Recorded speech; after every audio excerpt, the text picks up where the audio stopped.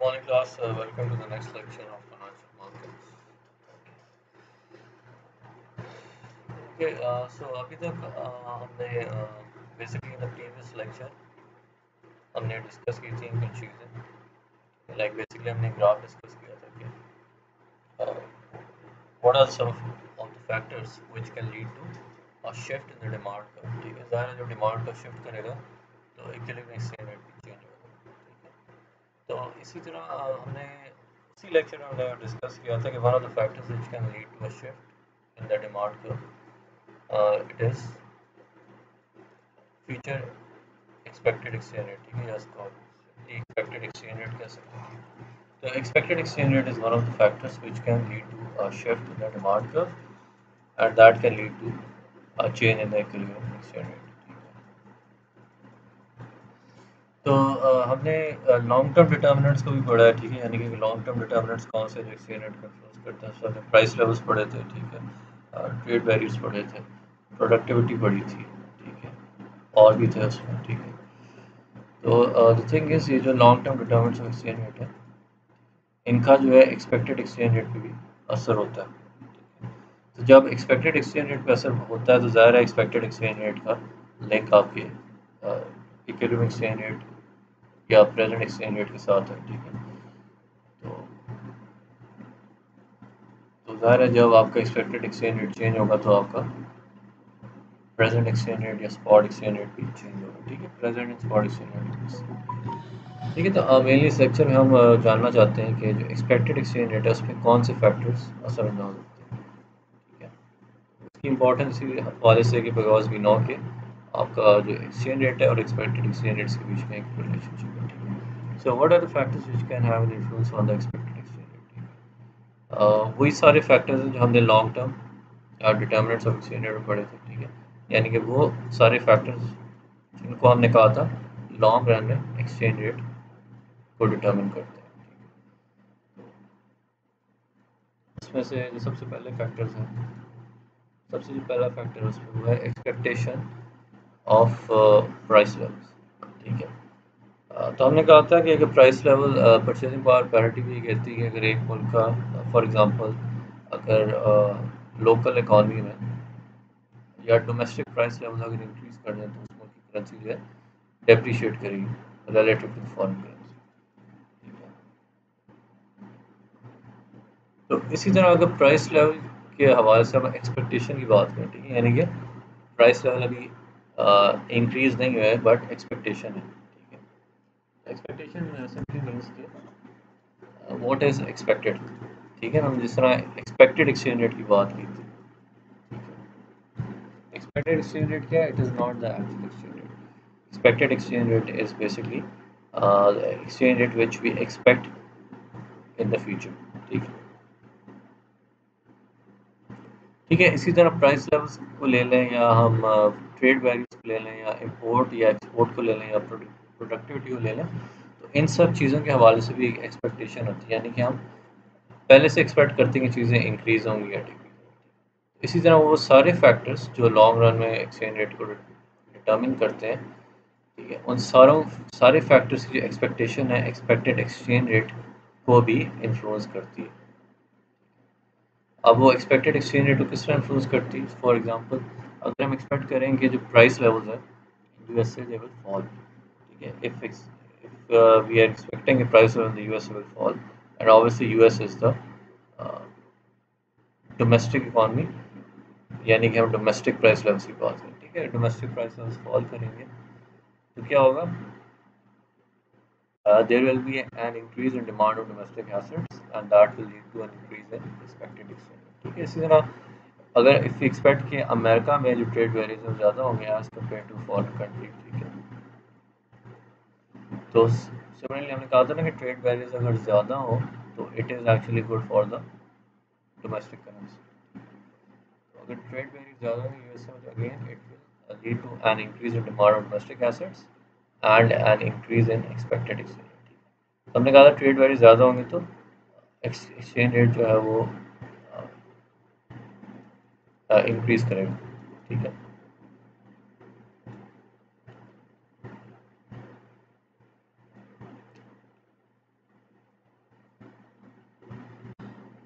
इसी तरह expected exchange rate भी इंक्रीज करता है। इसी तरह हमने कहा था एक्सपेक्टेशंस,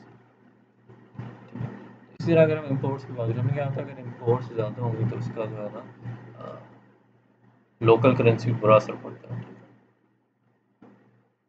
तो it will actually lead to decrease in exchange rate, ठीक है। तो इसी तरह अगर एक्सपेक्टेशन ऑफ अमेरिकन इम्पोर्ट्स जो है ज़्यादा होंगी तो उसका क्या असर पड़ेगा, it will lead to a decrease in expected exchange rate. लेकिन on the other hand expectations ऐसी हैं कि वी एक्सपेक्ट के अमेरिकन इम्पोर्ट्स कम होंगी तो it will lead to an increase in demand of domestic assets and increase in expect, ठीक है। इसकी सिंपल सी एक्सप्लेनेशन ये है कि इम्पोर्ट जब हम कम करें तो हम लोकल चीज़ों को ज़्यादा यूज़ करेंगे तो लोकल या डोमेस्टिक एसेट्स की डिमांड इंक्रीज़ करेगी, ठीक है। उसकी वजह से एक्सपेक्टेड एक्सचेंज इंक्रीज, ठीक है। So remember anything which increases demand of domestic assets it increases expected exchange rate, ठीक है। तो इसी तरह अगर एक्सपेक्टेशन ऑफ अमेरिकन एक्सपोर्ट की बात करें, हमने कहा था कि जिस मुल्क की एक्सपोर्ट जितनी ज़्यादा होंगी उस मुल्क की करेंसी उतनी अप्रिशिएट करेगी, यानी एक्सचेंज रेट जो ऊपर की तरफ जाएगा। सिमिलरली अगर एक्सपेक्टेशन अबाउट एक्सपोर्ट ज़्यादा होगी, ठीक है, तो it will lead to increase in demand of domestic assets, ठीक है। एंड बिकॉज डोमेस्टिक एसेट्स की डिमांड बढ़ेगी तो at the same time it will lead to an increase in expected exchange rate, ठीक है। इसी तरह प्रोडक्टिविटी की बात की थी, हमने कहा था अगर प्रोडक्टिविटी किसी मुल्क की जितनी ज़्यादा होगी उसकी करेंसी की वैल्यू उतनी ज़्यादा होगी, ठीक है। तो इसी तरह अगर एक्सपेक्टेशन ऑफ प्रोडक्टिविटी ज़्यादा होगी तो it will again lead to demand domestic assets, ठीक है। यानी कि जो लोकल चीज़ें जो लोकल एसेट प्रोड्यूस हो रहे हैं they can be produce more efficiently, तो उसकी डिमांड ज़्यादा होगी and that will lead to an increase in expected exchange। इसी तरह से अगर आपकी बुक में हम देखें तो बुक में एंड ऑफ चैप्टर जो है एक अच्छा सा टेबल बना हुआ है, like you to read that, ठीक है।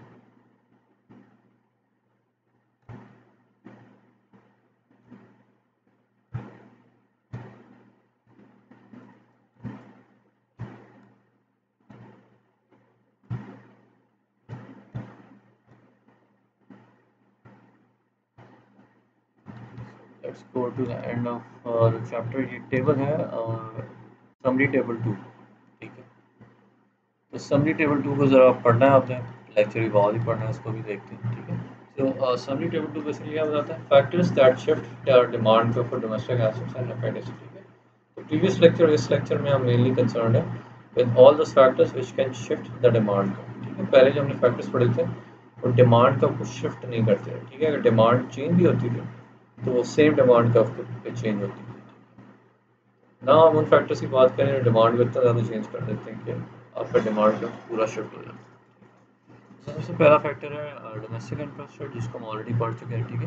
तो डोमेस्टिक इंटरेस्ट रेट अगर इंक्रीज करेगा क्या होगा,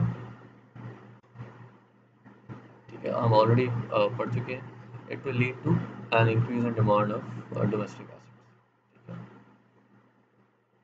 ठीक है। और बदले में जो एक्सचेंज रेट इंक्रीज करेगा, ठीक है। फॉरेन इंटरेस्ट रेट को देख लें, if foreign interest rate increases so it will lead to a decrease in demand of domestic asset, ठीक है। Downward arrow means a decrease and upward arrow means a increase. ये downward arrow इसका मतलब है ये फॉरेन इंटरेस्ट रेट इंक्रीज करता है, ठीक है, तो आपकी जो डोमेस्टिक एसेट्स डिमांड है डिक्रीज करेगी, इन रिटर्न आपका एक्सचेंज रेट डिक्रीज करेगा, ठीक है। तो इसको ग्राफ में शो किया हुआ है, पहला मैं ग्राफ देखें ना, डिमांड इंक्रीज हो रही है राइट वर्ड है, यहाँ डिमांड डिक्रीज हो रही है लेफ्ट वर्ड शो, ठीक है। तो तीसरे फैक्टर आ गए एक्सपेक्टेड डोमेस्टिक प्राइस लेवल, ठीक है। Domestic price level is expected to increase, तो आपकी जो डिमांड लोकल एसेट्स है वो डिक्रीज करेगी, ठीक है। This is the decrease demand और आपका एक्सचेंज रेट डिक्रीज करेगा। एक्सपेक्टेड ट्रेड वैल्यूज अगर ऊपर जाएंगे तो आपकी जो डिमांड ऑफ लोकल एसेट्स है वो इंक्रीज करेगी, eight the same time exchange rate will increase, ठीक है। एक्सपेक्टेड इंपोर्ट डिमांड जो है अगर इंक्रीज करेगी, demand of domestic assets decrease करेगी, ठीक है। So this is the decrease, this is the new demand का, और आपका एक्सचेंज रेट डिक्रीज करेगा, ठीक है। एक्सपेक्टेड एक्सपोर्ट डिमांड की तरफ आ जाए, अगर आपकी export is expected to increase, ठीक है, आपका जो demand of domestic assets it will increase. So this shows the increase, this is the new demand curve. और आपका जो एक्सचेंज रेट है वो भी इंक्रीज करेगा, ठीक है। और प्रोडक्टिविटी की बात करें तो एक्सपेक्टेड प्रोडक्टिविटी इंक्रीजेस, ठीक है। तो आपकी डिमांड डोमेस्टिक एसेट्स इंक्रीजेस और exchange rate increases, ठीक है। So this graph shows the expected increase in demand, या the increase in demand, ठीक है। Simply this is the increase in demand,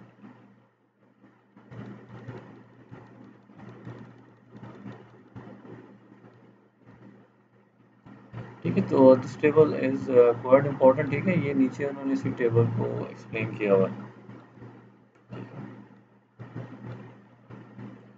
है। तो that is mainly basically summary of this chapter, ठीक है। तो इसमें कुछ और टॉपिक्स भी हैं, प्रॉब्लली सारे नहीं पढ़ेंगे बट उनमें से कुछ टॉपिक्स पढ़ेंगे, ठीक है।